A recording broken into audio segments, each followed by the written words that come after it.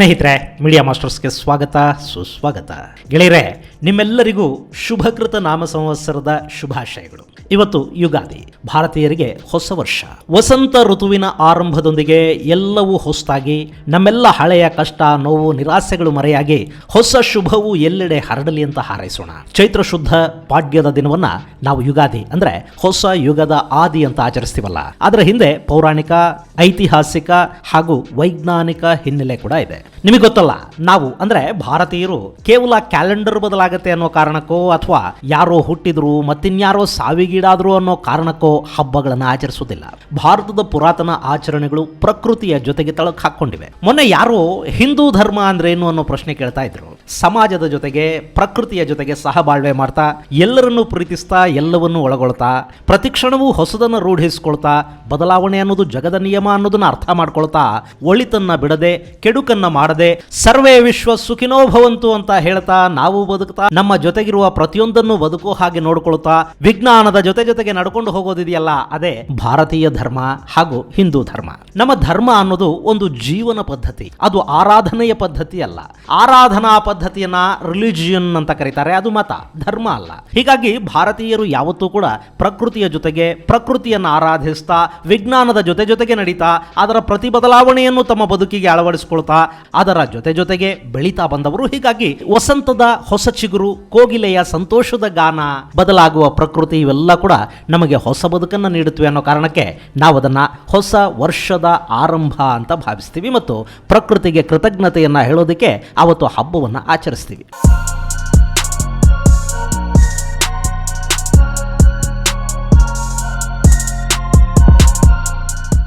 ಯುಗಾದಿ ಇದೆಯಲ್ಲ, ಇದಕ್ಕೆ ಪೌರಾಣಿಕ ಹಿನ್ನೆಲೆ ಕೂಡ ಇದೆ. ಹಿಂದೆ ಸೋಮಕಾಸುರ ಅನ್ನೋ ರಾಕ್ಷಸ ವೇದಗಳನ್ನ ಕದ್ದು ಹೊತ್ತೊಯ್ದು ಸಾಗರದ ಆಳದಲ್ಲಿ ಬಚ್ಚಿಟ್ಟಿದ್ದಂತೆ. ಮಹಾವಿಷ್ಣು ಆ ಸೋಮಕಾಸುರನನ್ನ ಕೊಂದು ವೇದಗಳನ್ನ ಕಾಪಾಡಿ ತಂದು ಬ್ರಹ್ಮದೇವನಿಗೆ ಕೊಟ್ಟ ಮತ್ತು ಅವತ್ತು ಚೈತ್ರ ಶುದ್ಧ ಪಾಡ್ಯಮಿಯಾಗಿತ್ತು. ಬ್ರಹ್ಮದೇವ ಅವತ್ತೇ ಸೃಷ್ಟಿಯನ್ನ ಆರಂಭ ಮಾಡ್ದ. ಹೀಗಾಗಿ ಯುಗಾದಿ ಸೃಷ್ಟಿಯ ಆರಂಭದ ದಿನ ಅನ್ನೋದು ಪೌರಾಣಿಕ ನಂಬಿಕೆ. ಹಾಗೇನೆ ಈ ಚೈತ್ರ ಶುದ್ಧ ಪಾಡ್ಯಮಿಯ ದಿನ ಸೂರ್ಯ ತನ್ನ ಮೊದಲ ಕಿರಣಗಳನ್ನ ಭೂಮಿಯ ಕಡೆಗೆ ಹರಿಸಿದ್ದ ಅಂತ ಕೂಡ ಹೇಳ್ತಾರೆ. ಈ ವೇದಗಳನ್ನ ಮತ್ಸ್ಯಾವತಾರಧಾರಿ ಮಹಾವಿಷ್ಣು ಕಾಪಾಡಿ ಬ್ರಹ್ಮನಿಗೆ ಕೊಟ್ಟ.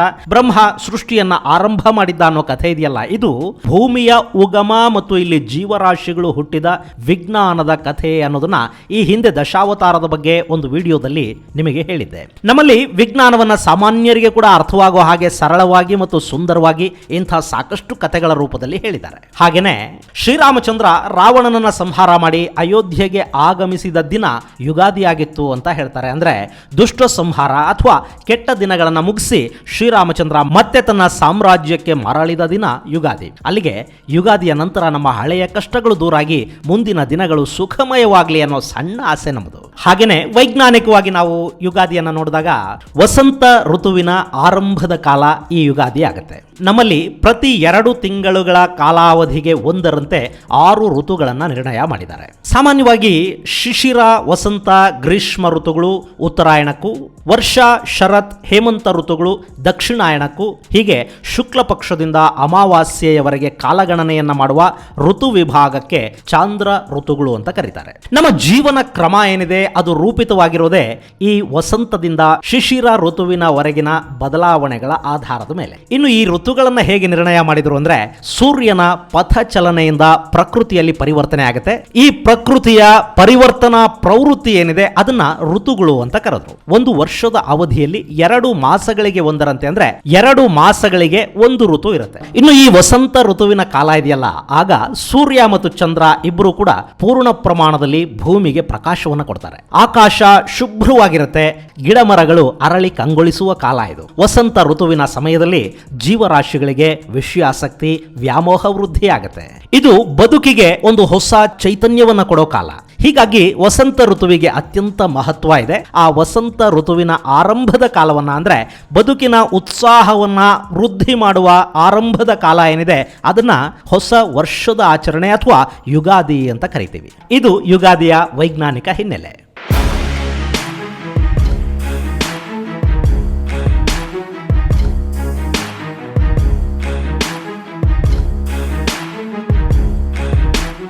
ಇನ್ನು ಈ ಯುಗಾದಿಯನ್ನು ಕೂಡ ನಾವು ಎರಡು ರೀತಿಯಲ್ಲಿ ಆಚರಿಸ್ತೀವಿ. ಕರಾವಳಿ ತೀರದ ಜನ ಸೌರಮಾನ ಯುಗಾದಿಯನ್ನು ಆಚರಿಸಿದ್ರೆ ನಾವು ಚಂದ್ರಮಾನ ಯುಗಾದಿಯನ್ನು ಆಚರಿಸ್ತೀವಿ. ಇನ್ನು ಯುಗಾದಿ ಕೇವಲ ಕನ್ನಡಿಗರು ಮಾತ್ರ ಆಚರಿಸುವುದಿಲ್ಲ. ಆಂಧ್ರ, ತಮಿಳುನಾಡು, ಮಹಾರಾಷ್ಟ್ರ, ಪಂಜಾಬ್, ಕೇರಳ, ಪಶ್ಚಿಮ ಬಂಗಾಳ, ಹರಿಯಾಣ, ಹಿಮಾಚಲ, ಅಸ್ಸಾಂ ಹೀಗೆ ಆಸೇತು ಹಿಮಾಚಲ ಆಚರಣೆಯಾಗುವ ಹಬ್ಬ ಯುಗಾದಿ. ಅಷ್ಟೇ ಅಲ್ಲ, ಶ್ರೀಲಂಕಾದಲ್ಲಿ, ನೇಪಾಳದಲ್ಲಿ ಕೂಡ ಯುಗಾದಿಯನ್ನ ಆಚರಿಸ್ತಾರೆ. ಕೆಲವರದ್ದು ಚಂದ್ರಮಾನ ಯುಗಾದಿ, ಮತ್ತೆ ಕೆಲವರದ್ದು ಸೌರಮಾನ ಯುಗಾದಿ. ಇನ್ನು ಯುಗಾದಿಯ ಜೊತೆಗೆ ಒಂದು ಐತಿಹಾಸಿಕ ಸಂಬಂಧ ಕೂಡ ಇದೆ. ಶಾತವಾಹನರ ಅರಸ ಶಾಲಿವಾಹನ ಪ್ರಚಂಡ ಜಯವನ್ನು ದಾಖಲಿಸಿದ ನಂತರ ದಕ್ಷಿಣದಲ್ಲಿ ಶಾಲಿವಾಹನ ಶಕೆ ಆರಂಭ ಆಯಿತು. ಈ ಶಾಲಿವಾಹನ ಶಕೆ ಅನ್ನೋದು ನಾವು ಬಳಸುವ ಸಾಮಾನ್ಯ ಶಕೆಯಿಂದ 78 ವರ್ಷಗಳ ನಂತರ ಶುರುವಾಗಿತ್ತು. ಅಂದ್ರೆ ಕ್ರಿಸ್ತ ಶಕ ಅಂತೀವಲ್ಲ, ಅದಕ್ಕೂ ಈ ಶಾಲಿವಾಹನ ಶಕಕ್ಕೂ 78 ವರ್ಷಗಳ ಅಂತರ ಇರುತ್ತೆ. ಅಂದ್ರೆ ಇಂಗ್ಲಿಷ್ ಕ್ಯಾಲೆಂಡರ್ ಅಲ್ಲಿ ಇದು 2022ನೇ ವರ್ಷ ಆದ್ರೆ ಶಾಲಿವಾಹನ ಶಕೆಯ ಪ್ರಕಾರ 1944. ಶಾಲಿವಾಹನ ತನ್ನ ಹೆಸರಲ್ಲಿ ಹೊಸ ಶಕೆಯನ್ನ ಆರಂಭ ಮಾಡಿದ್ದು ಇದೇ ಯುಗಾದಿಯ ದಿನ. ಇದು ದಕ್ಷಿಣ ಭಾರತಕ್ಕೆ ಯುಗಾದಿಯ ಜೊತೆಗಿರುವ ಐತಿಹಾಸಿಕ ಸಂಬಂಧ.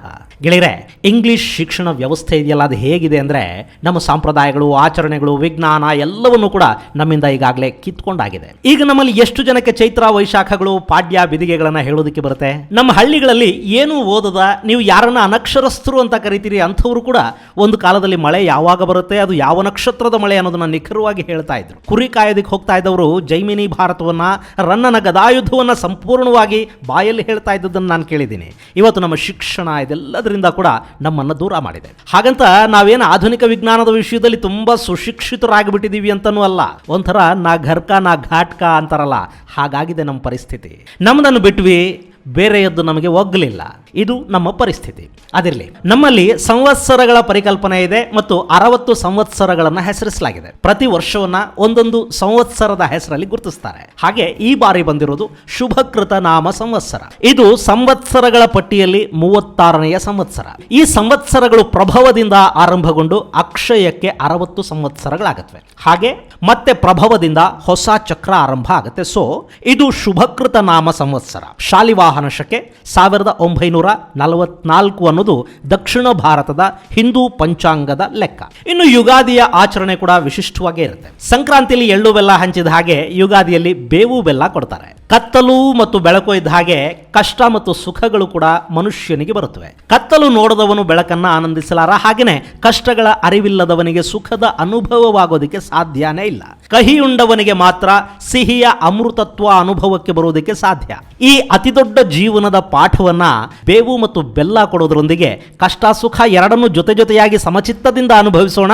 ಕಷ್ಟಕ್ಕೆ ಕುಗ್ಗೋದು ಬೇಡ, ಸುಖಕ್ಕೆ ಹಿಗ್ಗೋದು ಬೇಡ ಅನ್ನುವ ಅತಿ ದೊಡ್ಡ ಜೀವನದ ಪಾಠವನ್ನು ನಮಗೆ ಹೇಳಲಾಗತ್ತೆ. ಅದೇ ಬೇವು ಬೆಲ್ಲ ಕೊಡೋ ಉದ್ದೇಶ.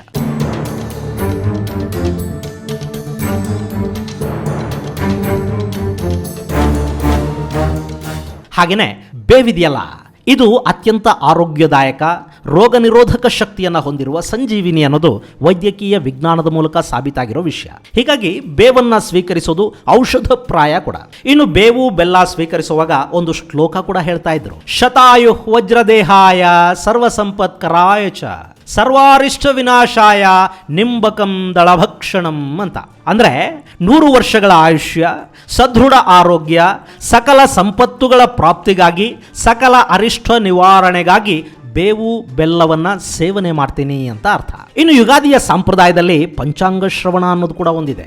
ಹೊಸ ವರ್ಷದಿಂದ ನೂತನ ಪಂಚಾಂಗ ಆರಂಭ ಆಗೋದ್ರಿಂದ ವರ್ಷ ಫಲಗಳನ್ನ ಶ್ರವಣ ಮಾಡಬೇಕು ಅಂತ ಹೇಳ್ತಾರೆ. ತಿಥಿಯ ಶ್ರವಣದಿಂದ ಲಕ್ಷ್ಮಿ ಪ್ರಾಪ್ತಿ ಆಗತ್ತೆ, ವಾರದ ಶ್ರವಣದಿಂದ ಆಯುಷ್ಯ ವೃದ್ಧಿ ಆಗತ್ತೆ, ನಕ್ಷತ್ರ ಶ್ರವಣದಿಂದ ಪಾಪನಾಶ ಆಗತ್ತೆ, ಯೋಗ ಶ್ರವಣದಿಂದ ರೋಗ ನಿವಾರಣೆ ಆಗತ್ತೆ, ಕರ್ಣ ಶ್ರವಣದಿಂದ ಇಚ್ಛಿತ ಕಾರ್ಯ ಸಾಧ್ಯ ಆಗತ್ತೆ ಅನ್ನೋ ನಂಬಿಕೆ ಭಾರತೀಯರಲ್ಲಿತ್ತು. ಈ ಎಲ್ಲ ಪಂಚಾಂಗ ಶ್ರವಣ ಉತ್ತಮ ಫಲಗಳನ್ನು ನೀಡುತ್ತೆ ಅಂತ ಹೇಳ್ತಾ ಇದ್ರು. ಇಲ್ಲಿ ಪಂಚಾಂಗ ಶ್ರವಣ ಅಂದ್ರೆ ಇಡೀ ವರ್ಷ ಯಾವಾಗ ಮಳೆ ಬರುತ್ತೆ, ಯಾವುದು ಸುಗ್ಗಿ ಕಾಲ, ಯಾವುದು ಬಿಸಿಲು ಶುರುವಾಗುವ ಕಾಲ, ಯಾವಾಗ ಚಳಿ ಶುರು ಆಗುತ್ತೆ ಅನ್ನೋದನ್ನ ನಿಖರವಾಗಿ ಮೊದಲೇ ತಿಳ್ಕೊಳ್ಳೋ ವಿಧಾನ. ನಮಗೆ ಯಾವಾಗ ಏನಾಗುತ್ತೆ ಅನ್ನೋದು ಗೊತ್ತಾದ್ರೆ ಅದಕ್ಕೆ ಬೇಕಾದ ಎಲ್ಲ ತಯಾರಿಗಳನ್ನ ಮುನ್ನೆಚ್ಚರಿಕೆಗಳನ್ನ ತಗೊಳ್ಳೋದಕ್ಕೆ ಕೂಡ ಸಾಧ್ಯ ಆಗುತ್ತೆ. ಕೃಷಿ ಪ್ರಧಾನವಾಗಿದ್ದ ದೇಶದಲ್ಲಿ ಮಳೆ ಬೆಳೆಗಳ ಬಗ್ಗೆ ನಿಖರವಾಗಿ ಹೇಳೋದಕ್ಕೆ ಮತ್ತು ಅದನ್ನು ಆಧರಿಸಿ ಜನ ತಮ್ಮ ವೃತ್ತಿಗಳಲ್ಲಿ ತೊಡಗಿಸಿಕೊಳ್ಳೋದಕ್ಕೆ ಅವತ್ತಿಗಿದ್ದ ಏಕೈಕ ಹಾಗೂ ನಿಖರ ಮಾರ್ಗ ಈ ಪಂಚಾಂಗ. ತುಂಬಾ ಸರಿ ಮಳೆ ವಿಷಯಗಳಲ್ಲಿ ನಮ್ಮ ಹವಾಮಾನ ಇಲಾಖೆಯ ವರದಿಗಳು ತಪ್ಪಾಗಿವೆಯೇನೋ ಆದರೆ ಬಹಳಷ್ಟು ಬಾರಿ ಪಂಚಾಂಗದ ಮಾಹಿತಿ ತಪ್ಪಾಗಿಲ್ಲ. ಯಾವ ವೈಜ್ಞಾನಿಕ ಸಾಧನಗಳು ಇಲ್ಲದ ಕಾಲದಲ್ಲಿ ನಿಖರವಾಗಿ ಯಾವಾಗ ಮಳೆ ಬರುತ್ತೆ, ಯಾವಾಗ ಗ್ರಹಣ, ಯಾವಾಗ ಫಸಲು ಕೈಗೆ ಬರುತ್ತೆ ಅನ್ನೋದನ್ನ ಅತ್ಯಂತ ನಿಖರವಾಗಿ ಬೆರಳಲ್ಲೇ ಗುಣಿಸಿ ಒಂದಿಡೀ ವರ್ಷದ ಲೆಕ್ಕವನ್ನು ಬರೀತಿದ್ರು ಅಂದ್ರೆ ನಮ್ಮ ಖಗೋಳ ವಿಜ್ಞಾನ ಸಹಸ್ರಾರು ವರ್ಷಗಳ ಹಿಂದೆ ಅದನ್ನೆಷ್ಟು ನಿಖರವಾಗಿತ್ತು ಅನ್ನೋದನ್ನ ನಾವು ಅರ್ಥ ಮಾಡ್ಕೋಬೇಕು. ಗೆಳೆಯರೆ, ಯುಗಾದಿಯ ಬಗ್ಗೆ ಅದರ ಆಚರಣೆಗಳ ವೈಜ್ಞಾನಿಕ ಹಿನ್ನೆಲೆಯ ಬಗ್ಗೆ ಹೇಳ್ತಾ ಹೋದ್ರೆ ಒಂದು ದಿನ ಕೂಡ ಸಾಕಾಗೋದಿಲ್ವೇನೋ. ಇವತ್ತು ಹಬ್ಬ, ಹೆಚ್ಚು ಕೊರೆಯೋದಿಕ್ಕೆ ನನಗೂ ಇಷ್ಟ ಇಲ್ಲ. ಹೀಗಾಗಿ ಸಮಸ್ತ ವೀಕ್ಷಕ ಬಂಧುಗಳಿಗೆ, ಜಗತ್ತಿನ ನಾನಾ ಭಾಗಗಳಲ್ಲಿರುವ ಕರುನಾಡಿನ ಸಮಸ್ತ ಬಾಂಧವರಿಗೂ ಯುಗಾದಿಯ ಶುಭಾಶಯಗಳು. ಶುಭಕೃತ ನಾಮ ಸಂವತ್ಸರ ಎಲ್ಲವನ್ನೂ ನಿಮಗೆ ಶುಭವನ್ನೇ ಮಾಡಲಿ ಅಂತ ಹಾರೈಸ್ತಾ ಮುಂದಿನ ಸಂಚಿಕೆಯಲ್ಲಿ ಮತ್ತಷ್ಟು ವಿಶೇಷಗಳ ಜೊತೆ ಮತ್ತೆ ಭೇಟಿಯಾಗೋಣ. ಅಲ್ಲಿವರೆಗೆ ಜೈ ಹಿಂದ್, ಜೈ ಕರ್ನಾಟಕ.